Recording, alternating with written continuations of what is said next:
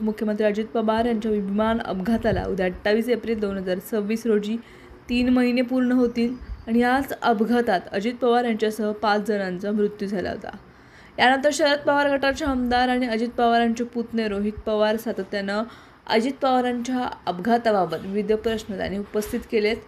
तसेच विविध पुरावे समोर आणत खुलासेही केलेत.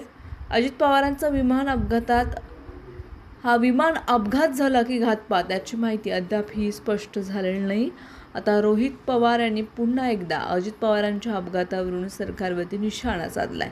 त्यांनी एक्स अकाउंटवरती पोस्ट करत CID तपासाची माहिती विचारली. पोस्टमध्ये रोहित पवार म्हणालेत, अजितदादांच्या अपघाताला 3 महिने होत आहेत, मात्र अद्यापही तपास पुढे सरकलेला नाही आहे.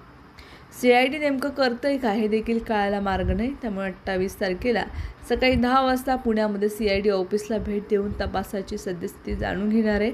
माझ्याकडे आलेली नवीन माहिती आणि कागदपत्र ही CIDकडे सादर करणार आहे. अजितदादांच्या अपघाताचा तपास CIDकडे देण्याच्या मागणीला 2 महिन्यांहून अधिकचा हा कालावधी झाला आहे.